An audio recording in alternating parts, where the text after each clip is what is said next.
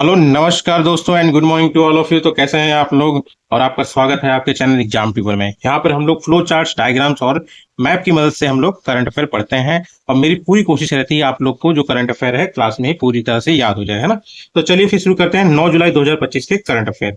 और जो लोग भी पहली बार इस चैनल को विजिट किए हैं प्लीज चैनल को सब्सक्राइब कर लें ताकि नोटिफिकेशन आपके पास टाइम से पहुंच सके। तो पहला करंट अफेयर और न्यूज क्या है दोस्तों? पहला करंट अफेयर है FFD4। ये क्या है दोस्तों? ये है फोर्थ, मतलब जो संस्करण कहते हैं ना, एडिशन। ये इंटरनेशनल फाइनेंसिंग फॉर डेवलपमेंट, ठीक है। मतलब आप ये समझ लीजिए कॉन्फ्रेंस है जिसमें कि मतलब कंट्रीज को, जो भी मतलब साझी कंट्रीज है, जो मेंबर्स हैं, उनको मतलब ये मोटिवेट किया जाता है ताकि वो लोग मतलब सस्टेनेबल डेवलपमेंट के लिए फंडिंग को बढ़ाए, ठीक है। और उसके अलावा वो अपने यहाँ पे मतलब जो भी फाइनेंशियल सिस्टम है उसको इंप्रूव करे, जैसे टैक्स सिस्टम है उनका, या फिर जो टैक्स की चोरियां होती है, ये सब चीजों को मतलब थोड़ा सही किया जाए, व्यवस्थित किया जाए, ठीक है। अब ये FFD4 जो है ये 2025 में हुआ है। तो पहले वाला कब हुआ था दोस्तों? तो अगर देखेंगे आप लोग तो थर्ड टाइम जो हुआ था, जो थर्ड एडिशन था इसका, ये हुआ था इथोपिया में, है ना। और फर्स्ट टाइम ये हुआ था मैक्सिको में, जो कि 2002 में है। और ये जो मतलब ये कॉन्फ्रेंस होता है दोस्तों, ये हर 7 साल या 10 साल में एक बार होता है, ठीक है। और अब जान लीजिए ये हुआ कहाँ पे है। ये हुआ है दोस्तों स्पेन के सेविले में, ठीक है। तो हम लोग एक बार इस लोकेशन को देख लेते हैं मैप में। तो दोस्तों जैसा कि आप मैप में देख रहे हैं, मैप में ये है यूरोप, ठीक है। यूरोप में ही अगर आप देखेंगे ये अफ्रीका और ये मतलब जो स्पेन है, मतलब यूरोप और अफ्रीका जो जो होता है ना, कॉन्टिनेंट मिलते हैं, तो यहाँ पे एक स्टेट ऑफ गिब्राल्टर आता है, ठीक है। ये मतलब सेपरेट करता है, जोड़ता नहीं है ना। अब इसमें हम लोग को स्पेन देखना है। स्पेन में जो सिविले है वो ये वाला पोर्शन है, ये देख रहे हैं। ये एक आइबेरियन पेनिनसुला है दोस्तों। पेनिनसुला होता है जो 3 तरफ से समुद्र से घिरा होता है ना। जैसे देखिए यहाँ पे भी समुद्र है, यहाँ पे भी समुद्र है, यहाँ पे भी है ना। मतलब पानी से घिरा हुआ है, समुद्र नहीं, पानी से घिरा हुआ, ठीक है। तो लोकेशन हम लोगों ने देख लिया दोस्तों कहाँ पे हुआ है और होता क्या है, ये भी हम लोग जान लिए हैं ना। और यहाँ पे हुआ क्या है दोस्तों? यहाँ पे एक कमिटमेंट साइन हुआ है, ठीक है। उस कमिटमेंट का नाम ही सिविल कमिटमेंट है, ठीक। अब इसमें हम लोग को जानना है कि मतलब ये करवाता कौन है। तो इसमें जो मेन ऑर्गेनाइजेशन है वो है दोस्तों United nation department of economic and social affair. ये वाला जो डिपार्टमेंट है ये है। और इसके अलावा भी जो थोड़ी बहुत और संस्था जो इसको मिलकर मदद कराते हैं, तो वो है एक United nation economic and social council plus United nation financing for sustainable development office. ये दोनों मतलब साझी हैं, मेन यही है, United nation department of economic and social affair, ठीक है। बस इतना ध्यान रखिएगा। तो उसके बाद आ जाता है आपका second current affair. Second current affair क्या है दोस्तों? इसमें दोस्तों एक तरह से एक अभियान है, एक कैंपेन है, जो मतलब समझ लीजिए 3 महीने तक चलेगा। और उस कैंपेन का नाम है जन सुरक्षा संतुष्टि अभियान। ये किसने लॉन्च किया है? ये दोस्तों गुजरात गवर्नमेंट ने लॉन्च किया है। कब से कब तक के लिए दोस्तों? तो ये है 1 जुलाई से लेकर 30 सितंबर तक लॉन्च किया दोस्तों। इसमें जस्ट ये पता लगाना है कि मतलब वो लोग कौन हैं, मतलब जिनको मतलब स्कीम जो होती है गवर्नमेंट की उसका फायदा मिल नहीं रहा है, ठीक है। वो भी स्कीम अलग अलग है, ठीक है। अब जैसे कि उसके बाद है कि मतलब जो भी लोग जिनको ये स्कीम नहीं मिल रहा है फायदा, उन तक ये स्कीम का फायदा पहुंचाना है। और कौन सी स्कीम है दोस्तों? तो वो स्कीम है, तो दोस्तों वो कौन सी स्कीम है? तो वो उनमें सबसे पहला आ जाता है दोस्तों प्रधानमंत्री जीवन ज्योति बीमा योजना है। ये लाइफ इंश्योरेंस के लिए है, ठीक है। उसके बाद आ जाता है दोस्तों प्रधानमंत्री सुरक्षा बीमा योजना, ये एक्सीडेंट इंश्योरेंस के लिए है। उसके बाद है API अटल पेंशन योजना, ये पेंशन के लिए है। और उसके बाद लास्ट है आपका प्रधानमंत्री जन धन आयोजना, मतलब जिनका भी मतलब बैंकिंग सेवा नहीं मिली हुई ना, उनका मतलब इसमें अकाउंट खुलवाना, ठीक है। मतलब यही सब मतलब स्कीम्स है जिनके लिए मतलब जागरूकता फैलाई जाएगी और उन लोगों का पता लगाया जाएगा जिनको ये स्कीम का फायदा नहीं मिल रहा है, ठीक है। तो ये मतलब जन सुरक्षा संतुष्टि अभियान किसके द्वारा चला गया? गुजरात गवर्नमेंट के द्वारा चला गया, ठीक है। उसके बाद अगला करंट अफेयर है दोस्तों, अगला करंट अफेयर है गार्सिनिया कुसामे, ठीक है। तो अब ये क्या है दोस्तों? ये एक मतलब पेड़ की स्पीसीज है जो कि अभी हाल फिलहाल में खोजी गई है, ठीक है। मतलब न्यू डिस्कवरी है। किसके द्वारा खोजी गई है, मतलब कहाँ खोजा गया है? तो ये द्वारा ये खोजा गया है दोस्तों असम में। अब ये एक एवरग्रीन है, हमेशा हरा भरा रहता है दोस्तों, 12 मासी, ठीक है। अब इसका फायदा क्या है दोस्तों? जब रिसर्चर ने पता लगाया तो इससे पता चला कि इसके जो फूल है दोस्तों ना, वो हीट स्ट्रोक, मतलब जैसे गर्मी में होता है ना, हीट स्ट्रोक हो गया या डायबिटीज हो गया या डिसेंट्री जो पेचिस होता है, उसमें काफी कारगर है। और अगर देखेंगे ये वाला जो पेड़ है मतलब 18 मीटर तक ऊंचा हो सकता है। इसका अदर नाम जो वहां पे मतलब लोकल लोग इसको बोलते हैं वो है थोई कोरा, ठीक है दोस्तों। एक बार हम लोग फोटो में देख लेते हैं इसे। तो देख रहे हैं दोस्तों, ये वाला इसका फूल है, यही काफी फायदेमंद होता है। और इसका फल ये है, ठीक है। तो जैसे कि आपने फोटो में देखा दोस्तों, है ना, तो वही है गार्सिनिया कुसामे, ठीक है। एवरग्रीन पेड़ है और इसकी हाइट कम से कम मतलब 18 मीटर तक जा सकती है, ज्यादा ज्यादा, ठीक है। और अदर नाम ये ध्यान रखिए दोस्तों, क्वेश्चन एग्जाम में ये पूछ लेता, थोई कोरा अभी हाल फिलहाल में खोजा गया है कि किस स्पीसीज का नाम है। तो आप बस एक ट्री की स्पीसीज है और जिसका नाम साइंटिफिक नेम गार्सिनिया कुसामे है, ठीक है। उसके बाद आता है दोस्तों फोर्थ न्यूज और करंट अफेयर क्या है। तो अनंत टेक्नोलॉजीज अभी हाल फिलहाल में न्यूज में। क्यों न्यूज में दोस्तों? क्योंकि ये पहली मतलब प्राइवेट स्पेस कंपनी है जो सैटेलाइट से मतलब इंडिया में इंटरनेट को इंटरनेट की सेवा को पहुंचाएगी। मतलब पहली private space company, private space क्या मतलब पहली कंपनी मान लीजिए जो इंडिया में फर्स्ट स्पेस बेस्ड इंटरनेट पहुंचाएगी। ठीक है, ये किसके द्वारा ये अप्रूवल मिला है दोस्तों? ये अप्रूवल मिला है इन स्पेस। इन स्पेस क्या है? एक गवर्नमेंट एजेंसी है दोस्तों, एक गवर्नमेंट एजेंसी है जिसकी स्थापना 2020 में हुआ था और अभी तक चल रही है। मतलब इसका मेन काम क्या है? जो प्राइवेट सेक्टर के स्पेस सेक्टर वाले मतलब कंपनीज है ना, उनको ऑथराइज करना और उनका और गवर्नमेंट के बीच में एक मतलब रिलेशनशिप क्रिएट करना है। मतलब आप समझ ना, बिचौलिया टाइप, वही वाला काम है। ठीक है, और इसका हेडक्वार्टर क्या है दोस्तों, कहाँ है? तो ये है अहमदाबाद, गुजरात में। ठीक है, अब इसमें जो अनंत टेक्नोलॉजी सैटेलाइट यूज कर रहा है वो किस ऑर्बिट में डालेगा? तो वो ऑर्बिट है सैटेलाइट मतलब जो है जियो स्टेशनरी ऑर्बिट है। ठीक है, जहां जिसकी सैटेलाइट को ये यूज करे कौन? अनंत टेक्नोलॉजी। क्योंकि वो जियो स्टेशनरी ऑर्बिट में क्या होता है ना, सैटेलाइट क्या अर्थ के साथ में घूमती है।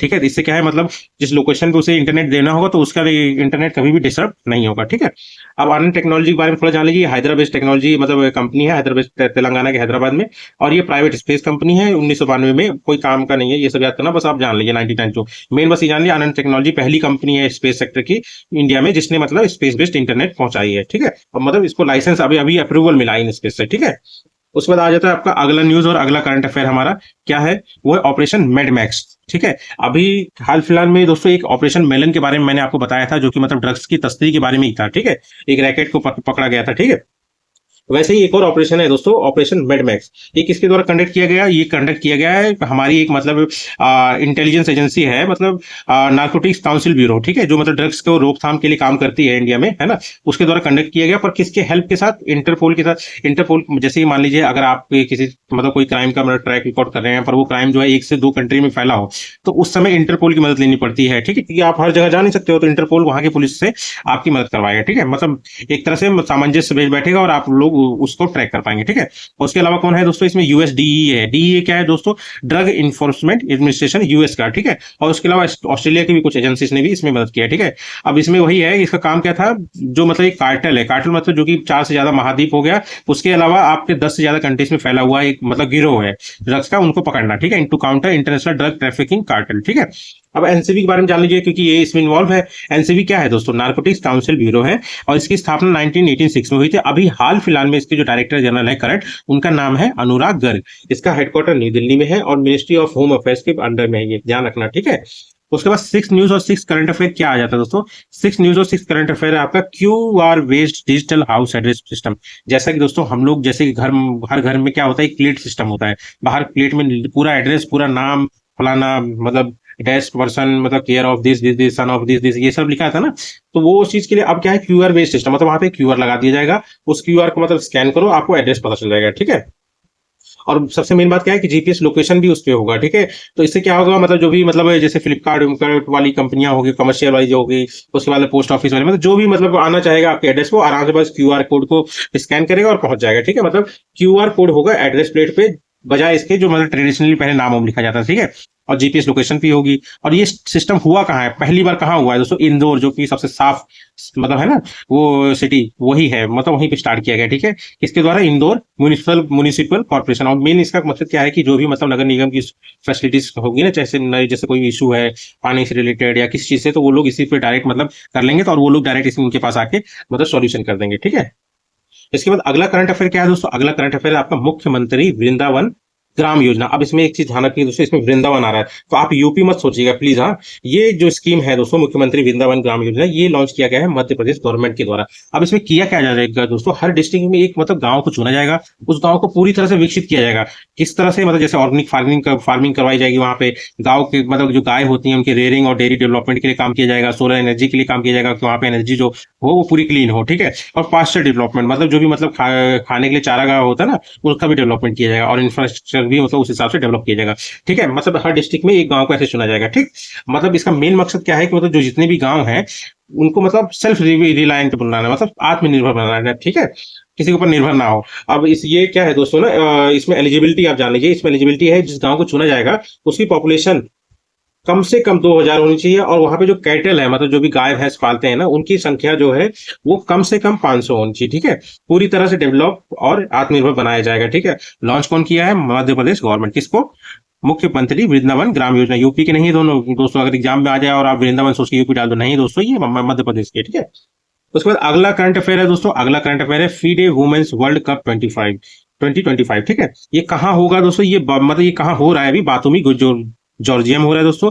बस इतना जान लीजिए, इसमें जो भी जीतेगा वो जो मतलब चैंपियन है, मतलब वर्ल्ड चैंपियन लास्ट ईयर के, उनसे खेलेगा और फिर वो वर्ल्ड चैंपियन कहलाएगा, ठीक है। मतलब एक तरह से ये जो मतलब फीडे वुमेन्स वर्ल्ड कप 2025 एक तरह से क्वालिफाइंग टूर्नामेंट है for world chess championship women's के लिए, ठीक है। अब इसमें ये जानने वाली बस इतना ही बात जान लीजिए दोस्तों, हमारे इंडिया की एकमात्र जो मतलब चेस प्लेयर है वुमेन, उनका नाम है कुन्नूरी हम्पू। वो एक बार रनर अप रही है 2018 में इसमें, ठीक है बस।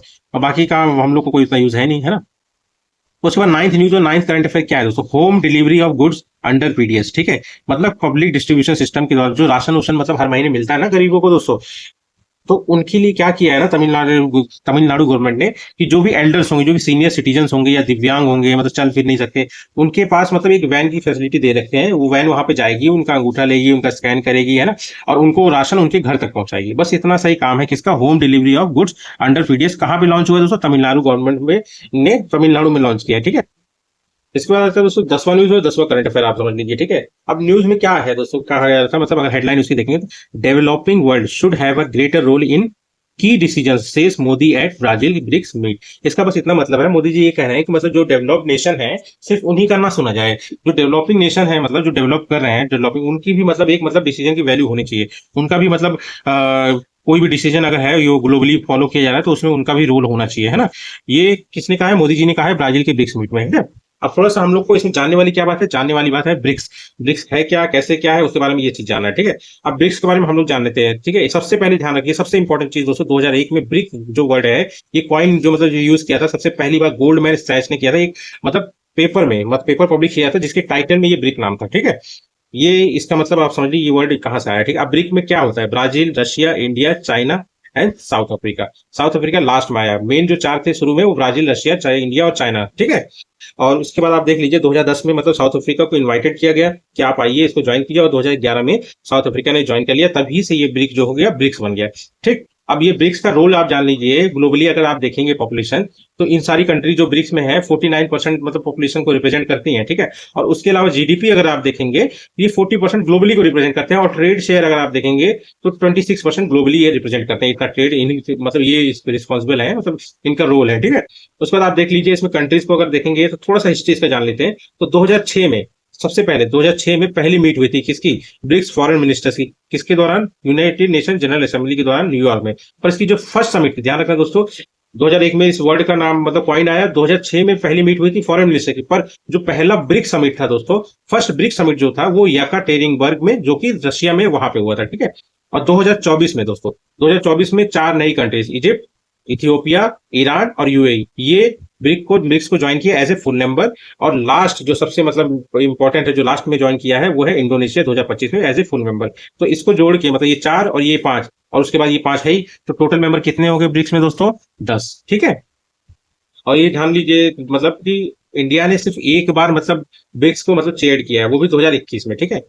उसके बाद आता है 11th न्यूज। 11th न्यूज क्या है दोस्तों, 11th न्यूज में आर्टिकल क्या है, indigenous heavy water reactors get licence. अब इसमें सिंपल सिंपल मतलब जान लीजिए, ये लाइसेंस देता कौन है, ये लाइसेंस देता है AERB, atomic energy regulatory board, ठीक है। और किसको दिया है ये लाइसेंस इन्होंने, ये दिया है NPCIL। ये क्या करता है, मतलब न्यूक्लियर पावर प्लांट का कंस्ट्रक्शन भी करता है, उनका मतलब जो मतलब एग्जीक्यूशन वो भी करता है, ठीक है। तो NPCIL को मिला है, nuclear power corporation of India limited को ये लाइसेंस मिल गया। किसके लिए मिला है, 2 न्यूक्लियर रिएक्टर्स के लिए मिला है, जिनकी मतलब ईच की कैपेसिटी है 700 मेगावाट, ठीक है। और ये क्या है दोस्तों, ये है PHWR, मतलब प्रेशराइज्ड हैवी वाटर रिएक्टर, मतलब इसमें DTU का यूज होगा, ठीक है।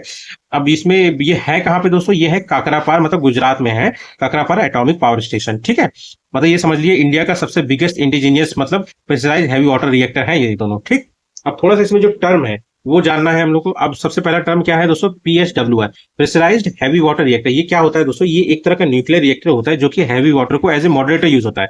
और ध्यान रखना दोस्तों, मॉडरेटर आप समझोगे कूलेंट की तरह, ये वो काम भी करता है, पर मेन काम है इस जो न्यूट्रॉन्स यूज होते हैं इसमें, है ना, न्यूट्रॉन्स को स्लो डाउन करना, मेन काम यही होता है, ठीक है, प्राइमरी काम, ठीक है। इसमें यूज क्या किया जाता है दोस्तों, इसमें नेचुरल यूरेनियम का यूज किया जाता है। उसके बाद AERB के बारे में हम लोग जान लिए हैं दोस्तों, ये इंडिया का न्यूक्लियर रेगुलेटर है, जितने भी कानून बनते हैं या पॉलिसी बनते हैं सब यही बनाता है।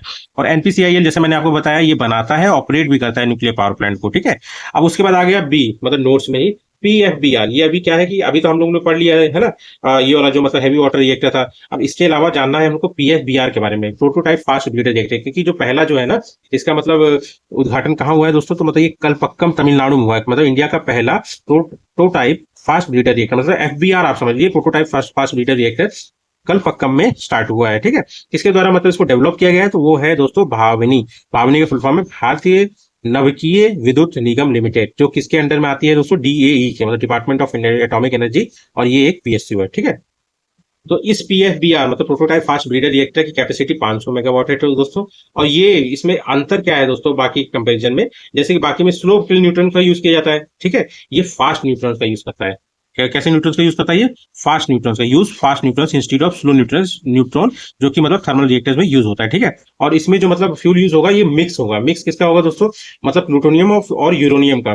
मतलब ये जान लीजिए जो मतलब प्रेशराइज हैवी वाटर रिएक्टर होते हैं उसमें जो यूज्ड होगा, जो बाद में मतलब एज ए वेस्ट निकलेगा, उसको भी हम लोग यूज कर सकते हैं इसमें। ठीक है, इसमें कूलेंट लिक्विड सोडियम की यूज होगा इंस्टीड ऑफ वाटर, ज्यादा मतलब रिएक्टिव और ज्यादा इफेक्टिव भी होगा ये। ठीक है, अब दोस्तों सबसे इंपॉर्टेंट चीज क्या है दोस्तों इसमें जानने वाली, कि इंडिया का अपना एक 3 स्टेज न्यूक्लियर पावर प्रोग्राम चल रहा है। एक्चुअली क्या है कि हमारे यहाँ पे दोस्तों यूरेनियम की बहुत ज्यादा कमी है दोस्तों, है ना, हमको मोस्टली इंपोर्ट करना पड़ता है। तो इंडिया ने 3 स्टेज न्यूक्लियर पावर प्लांट किया है, ताकि थर्ड स्टेज तक पहुंचते पहुंचते, जो कि हमारे पास एबंडेंट क्वांटिटी में है, जो कि थोरियम है, उसका यूज करके हम लोग एनर्जी जनरेट करें। तो इसमें स्टेज 1 में होगा क्या, स्टेज 1 में यही है दोस्तों, PSWR।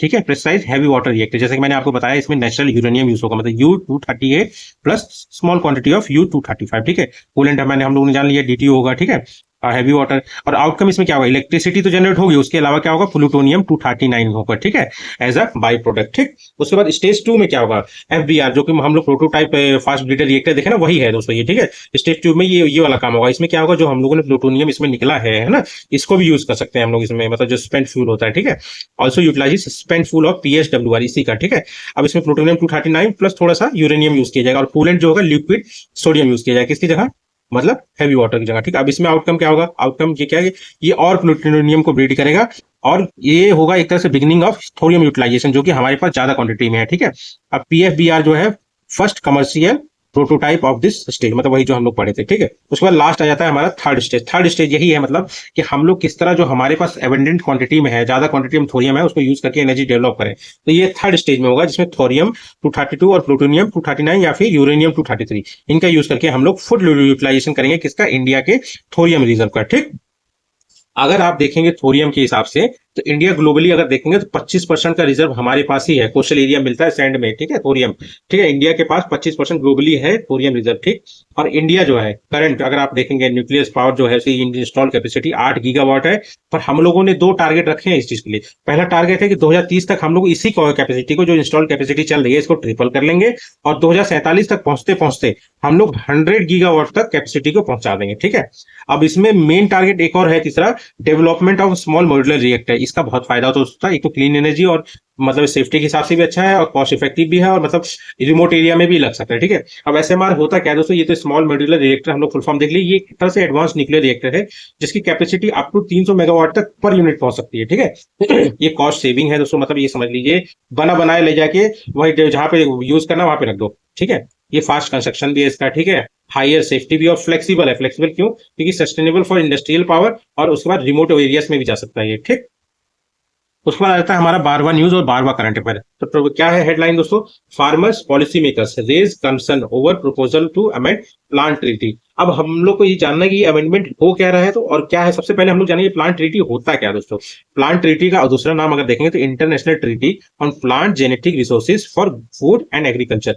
मतलब एक इंटरनेशनल ट्रीटी है जिसमें मतलब जो प्लांट की जेनेटिक होती है, मतलब जो उसके सीड्स होते हैं, या फिर मतलब आप समझ लीजिए जो भी मतलब जीनोम होते हैं, है ना, उन सबको मतलब एक दूसरे से मतलब साझा करना, ताकि मतलब फूड की रिक्वायरमेंट को पूरा कर सकें हम लोग। ठीक है, मतलब जो जेनेटिक रिसोर्सेज है उसको मतलब एक दूसरे में जो भी मतलब इसको सिग्नेटरी होंगे, जो इस ट्रीटी को साइन किए हैं उनके बीच में आपस में मतलब इसका मतलब आदान प्रदान हो और बेनिफिट को भी बराबर से मतलब कंट्रीब्यूट किया जाए एक दूसरे में, ठीक है। इसको इंटरनेशनल सीड ट्रीटी भी कहा जाता है, किसे, प्लांट ट्रीटी को, ठीक है। एक तरह से एक ट्रीटी है जो कि प्लांट जेनेटिक रिसोर्सेज पे मतलब वर्क करता है फूड एग्रीकल्चर को प्रमोट करने के लिए, उसकी रिक्वायरमेंट को पूरा करने के लिए, ठीक है। ये ट्रीटी कब अडॉप्ट की गई थी? 2001 में, और इंडिया भी इसका सिग्नेटरी है। इंडिया सिग्नेटरी है, इसीलिए फार्मर्स और ये पॉलिसी मेकर है डरे हुए हैं उसके अमेंडमेंट से, क्योंकि हाल फिलहाल में जो पेरू में मीटिंग हुई है ना, उसमें कुछ अमेंडमेंट करने की बात की जा रही है, ठीक है। अगर वो हो गया तो इंडिया का क्या होगा, मतलब जो मतलब एक सोवरेनिटी है ना सीड्स पे, वो मतलब शायद से हट जाए, ठीक है, क्योंकि उसमें मतलब बंदिश हो जाएगी इंडिया के ऊपर, ठीक है। कंसर्न क्या है दोस्तों, जो एनेक्स फर्स्ट है, एनेक्स फर्स्ट में क्या है ना कि कुछ क्रॉप्स और मतलब जो चारे वाली क्रॉप्स होती है ना, जो मतलब भैंसों को खिलाया जाता है, उनका मतलब कुछ मतलब डिटेल दिया हुआ है कि ये सारी क्रॉप्स हैं और ये चारा है जो कि मतलब साझा करना है एक दूसरे में। अब सोच रहे हैं कि इसमें कुछ और क्रॉप्स ऐड किया जाए, ठीक है। वही कंसर्न है। कंसर्न क्या है कि इंडिया में lose control over its seed and plant genetic resources which threatens seed sovereignty. मतलब वही है दोस्तों, सीड्स और प्लांट की जो जेनेटिक है ना, वो रिसोर्सेज मतलब कंट्रोल खत्म हो जाएगा इसका, ठीक है। और एक बात और जान लीजिए, ये है दोस्तों एडॉप्ट 2001 में, तो और फोर्स में कब आई थी दोस्तों? 2004 में, ये ध्यान रखना दोस्तों, है ना। और ये किसके अंडर में काम करती है? Food and agriculture organisation. और सबसे मेन काम इसका ये है फूड सिक्योरिटी को इंश्योर करना है, ठीक है। आप जान लीजिए दोस्तों, जो आर्टिकल्स है, कुछ एक आर्टिकल्स है, इसी के बाद मैं इसका आपका इशू बताऊंगा क्या है, ठीक है। आर्टिकल्स कुछ इसके मतलब जो इंपॉर्टेंट है वो है दोस्तों, पहला है आर्टिकल नंबर 10, किसका मैं बता रहा हूँ दोस्तों? प्लांट ट्रीटी का, ठीक है। ये स्टेब्लिश करता है एमएलएस, मतलब मल्टीलेटरल सिस्टम। मल्टीलेटरल सिस्टम मतलब आप समझ लीजिए, जो भी मतलब बेनिफिट होगा या फिर मतलब जो भी सीड्स की वेरायटी होगी या फिर जेनेटिक्स होगा, वो आपस में ये शेयर करेंगे सीड्स का, है ना, इन्फॉर्मेशन। और जो बेनिफिट होगा वो कंट्रीब्यूट होगा एक दूसरे में, मतलब बराबर बेनिफिट शेयरिंग होगी। मल्टीलेटरल मतलब एक से ज्यादा कंट्रीज एक दूसरे में साझा करेंगे, बस इतना ही है। उसके बाद आर्टिकल 10 क्या करता है? आर्टिकल दोस्तों एक तरह से मतलब बताता है कि कंट्रीज जो है कैसे शेयर करेंगी मतलब जेनेटिक मटेरियल को under SMTA. SMTA standard material transfer agreement के थ्रू, ठीक है। अब ये जान लीजिए एनेक्स 1 जी, जिसकी वजह से मतलब फार्मर्स और मतलब पॉलिसी मेकर जो इंडिया के घबराए हुए हैं, उसमें क्रॉप्स की लिस्ट है जिसको मतलब एमएलए के थ्रू मतलब ट्रांसफर किया जाएगा, मतलब एक दूसरे के साथ है ना। एमएलए वही मल्टीलेटरल सिस्टम, मतलब एक से ज्यादा कंट्रीज में। इसमें 35 फूड क्रॉप्स पहले से ही है और 29 फॉरगेज, मतलब जो मतलब चारा दिया जाता है ना, वो है फॉरगेज, ठीक है। अटेड आर पार्ट ऑफ एमएलएस, ये ठीक। अब देख लीजिए प्रोपोज्ड अमेंडमेंट, जो मतलब सोचा जा रहा है इसमें अमेंडमेंट करने के लिए। अब अमेंडमेंट जो अमेंडमेंट किया जा रहा है, इसके लिए कोई मीटिंग हुई होगी दोस्तों, तो वो मीटिंग हुई है पेरू में, ठीक है। अब पेरू में हुई है ना। पेरू कहाँ पे है दोस्तों? पेरू है आपका साउथ अमेरिका में। एक बार हम लोग इसको मैप में देख लेते हैं। तो जैसा कि दोस्तों आप मैप में देख रहे हैं, तो मैप में ये वाला जो पोर्शन देख रहे हैं, ये तो पूरा साउथ अमेरिका हो ही गया है। साउथ अमेरिका में ही ये वाला जो पोर्शन आप देख रहे हैं, ये पेरू है। इसकी राजधानी क्या है दोस्तों? लीमा, ठीक है। बस इतना ध्यान रखिए। ये मीटिंग हुई है, उसमें क्या सोचा जा रहा है कि जो लिस्ट ऑफ क्रॉप्स है, मतलब जो एसएमटीए के अंडर में है, मतलब आप समझ लीजिए स्टैंडर्ड मटेरियल ट्रांसफर एग्रीमेंट के अंडर में जो भी मतलब क्रॉप्स की मतलब लिस्ट है, उसको एक्सपेंड करने की सोच रहे हैं। और एक और बात सोचा जा रहा है कि उसको लीगली बाइंड कर दें इंडिया के लिए, ठीक है। इंडिया के मतलब सभी के लिए, जो भी वहां पे जितनी कंट्रीज है, मतलब पर अभी बात इंडिया को रही, लीगली बाइंड कर दें इंडिया के लिए, ताकि मतलब जो जर्म प्लास में है, मतलब वो एक्चुअल में शेयर हो। क्योंकि एक्चुअली क्या है, जैसे कि कुछ बीज जो है मतलब मतलब जनरेशन वाइज मतलब आगे बढ़ी है, ठीक है। वो कोई देना नहीं चाहता उन सब चीजों को, तो अब ये चीजें शेयर करनी पड़ जाएंगी, ठीक है। Determined by governing body and the plant treaty, not by, मतलब ये जान लीजिए, ये जो मतलब लिस्ट ऑफ क्रॉप्स का जो शेयरिंग होगा, ये मतलब इन्फॉर्मेशन, ये मतलब जो प्लांट ट्रीटी की गवर्निंग बॉडी होगी वो तय करेगी। इंडिया अपने लॉ से तय नहीं कर पाएगा, मतलब, ठीक है। और उसके अलावा जो कंसर्न है इंडिया का, वो कंसर्न है कि मतलब इससे हम लोग सीट पे जो हमारी सोवरेनिटी है वो खो देंगे। मे लूज कंट्रोल ओवर, मतलब जो हमारे नेटिव जो हमारे यहाँ पे ही होते हैं उन पे भी मतलब हमारा कंट्रोल कम हो जाएगा। और जो मतलब जनरेशन यही है, जो नेटिव है, जो मतलब जनरेशन से मतलब प्रिजर्व की गई है जनरेशन वाइज, वो भी हम लोग लूज कर देंगे। और सबसे मेन बात क्या है दोस्तों ना, इसमें कंसल्टेशन कुछ भी नहीं होगा। मतलब समझ लो, फार्मर ग्रुप हो गया या फिर स्टेट्स हो गए, इनसे कंसल्ट किया ही नहीं जाएगा, सीधा इन्फॉर्मेशन शेयर हो जाएगा बाकी कंट्रीज में, ठीक है। उसके बाद 13th न्यूज क्या रहता है दोस्तों? 13th न्यूज है आपका, ये है आपका जीएनआई प्रोजेक्ट। ये जीएनआई प्रोजेक्ट क्या है दोस्तों? ये आपका ग्रेट निकोबार आइलैंड प्रोजेक्ट है। अब इसका हेडलाइन क्या है दोस्तों? Environment impact study for Nicobar project down place earthquake risk. मतलब ये कह रहे हैं कि रिसर्चर ये कह रहे हैं कि भाई आप कह रहे हो डेवलपमेंट से अर्थक्वेक आ सकता है, पर अर्थक्वेक आने के चांसेस बहुत कम है, मतलब जल्दी आने के चांसेस। तो बस उसी के लिए डिस्कशन हो रहा है। तो जीएनआई प्रोजेक्ट है ग्रेट निकोबार आइलैंड प्रोजेक्ट, ठीक है। ये 16,610 हेक्टेयर में फैला हुआ है और करीब 72,000 करोड़ का प्रोजेक्ट है। इस प्रोजेक्ट के थ्रू जैसे कि वहां पे मतलब इंटरनेशनल कंटेनर ट्रांसशिपमेंट टर्मिनल को डेवलप किया जाएगा। उसके अलावा ग्रीन फील्ड इंटरनेशनल एयरपोर्ट होगा। हमारी डिफेंस वाली सर्विसेज भी जाएंगी उधर, ठीक है। क्योंकि काफी, अब क्योंकि आपको मैप में दिखाता हूँ कितना क्रूशियल है ये। तो देख रहे हो दोस्तों, ये हमारा प्यारा भारत महान है, तो इसी की इस तरफ देख रहे हैं अंडमान और निकोबार आइलैंड है, ठीक है। यहीं पे स्टेट ऑफ मलक्का भी आता है, जहां से मतलब इंटरनेशनल व्यापार होता है पूरी दुनिया में, ठीक है। तो ये एरिया इसलिए भी है इंपॉर्टेंट क्योंकि यहाँ पे चाइना का भी इन्फ्लुएंस हो सकता है ना, क्योंकि यहाँ से चाइना भी अपने शिप्स को ले जाता आ जाता है, तो क्या दिक्कत हो सकती है अगर हम लोग इसको डेवलप नहीं करेंगे, ठीक है। पर दोस्तों इसको डेवलप करने में क्या है कि बोल रहे हैं कि बहुत ज्यादा दिक्कत हो जाएगी। पहला दिक्कत क्या है, जो वहाँ पे इंडिजिनियस ट्राइब है, जैसे शोम्पेन ट्राइब है ना, पर्टिकुलरली वनरेबल ट्राइबल ग्रुप्स होते हैं ना, ये उसमें भी है, ठीक है। तो इनको दिक्कत हो सकता है क्योंकि उन्होंने कभी भी मतलब इंटरेक्ट किया नहीं लोगों से, है ना। उसके बाद दूसरा कंसर्न क्या है, बायोडाइवर्सिटी, क्योंकि यहाँ पे कुछ चीजें, कुछ जानवर, कुछ पौधे ऐसे हैं जो मतलब कहीं और मिलते ही नहीं है, तो वो उनको उनके लिए दिक्कत सोचा जा रहा है कि ऐसा होगा, ठीक है। और थोड़ा सा हम लोग जान लेते हैं जीएनआई, ठीक है। जीएनआई मतलब ग्रेट निकोबार आइलैंड, ये दोस्तों इसी पे साउथर्न मोस्ट पॉइंट जो है इंडिया का, लैंड पॉइंट है, इंदिरा पॉइंट इसी पे है। उसके बाद ये जान लीजिए southern most island of India भी कह सकते हैं आप इसको। और ये पार्ट ऑफ निकोबार आइलैंड है, जो कि अंडमान एंड निकोबार का पार्ट है। और उसके बाद आप जान लीजिए ये फेमस है लेदरबैक सी टर्टल, ये ध्यान रखिए, वेरी वेरी इंपॉर्टेंट है, इंडेंजर्ड भी है थोड़ा सा ये, है ना, एक बार देख लेंगे। और ये जो निकोबार आइलैंड है और ये अंडमान आइलैंड है, इसको सेपरेट कौन सा चैनल करता है, वो है 10 डिग्री चैनल, ठीक है। उसके बाद आज का लास्ट न्यूज और लास्ट करंट अफेयर क्या है दोस्तों, हेल्गोलैंड, ये मोमेंटस आइलैंड, ठीक है। ये कहाँ, मतलब ये दोस्तों मैं आपको बता रहा हूँ, ये नॉर्थ सी में है। रुकिए मैं इसको मैप में, तो दोस्तों जैसा कि आप मैप में देख रहे हैं, ये है हमारा प्यारा भारत मान, यहीं से हम लोग चलेंगे जर्मनी की तरफ। तो ये दोस्तों, ये जर्मनी आ गया। जर्मनी में ही दोस्तों ना, यहाँ पे ये वाला जो पोर्शन है, इसी के सीधे में अगर आप देखेंगे, एक मिनट दोस्तों, हाँ ये इधर है, ये रहा दोस्तों, ये है आपका हेलिगो आइलैंड, ठीक है, हेलिगोलैंड आइलैंड, ये काफी छोटा सा है दोस्तों, ठीक है। देखिए आप लोग लोकेशन, ये जर्मनी का ही पार्ट है, नॉर्थ सी में है ना। और अभी हाल फिलहाल में ये न्यूज में क्यों दोस्तों, ये न्यूज में नहीं है, बस एक तरह से आर्टिकल में आया है, ठीक है। तो आर्टिकल में आया तो थोड़ा सा हम लोग जान लेते हैं ये है क्या दोस्तों। तो ये एक तरह से आइलैंड है, इसको कहा जाता है birth place of quantum theory. क्यों? क्योंकि यहाँ पे एक बहुत बड़े साइंटिस्ट है, जैसे आप लोगों ने सुने मतलब पढ़ा होगा, हाइसेनबर्ग अनसर्टेनिटी प्रिंसिपल पढ़े हैं ना। तो वही वर्नर हाइसेनबर्ग अपने ये एक उम्र जब जवान थे, है ना, 23-24 साल के, तो काफी बीमार हो गए थे। तो यहाँ पे आए थे मतलब शुद्ध हवा के लिए, शुद्ध इन्वायरमेंट के लिए, आराम करने के। वहीं पे इन्होंने मैट्रिक्स मैकेनिक्स की खोज की। तो मैट्रिक्स मैकेनिक्स क्या होता है दोस्तों, ये first complete and accurate version of quantum mechanics था, इसीलिए बोला जाता है कि क्वांटम थ्योरी के लिए इसको बर्थ प्लेस कहा जाता है, किसको, हेल्गोलैंड आइलैंड को, ठीक है। ये किसका है, जर्मनी का, और ये कहा है दोस्तों, नॉर्थ सी में, ठीक है। बस इतना ही जानिए आप, ठीक है। ठीक है दोस्तों, तो ये आज के करंट अफेयर थे, तो मिलते हैं हम लोग कल, है ना। और कैसा लगा सेशन, अगर अच्छा लगा तो प्लीज सब्सक्राइब करिए और लाइक करिए। Thank you.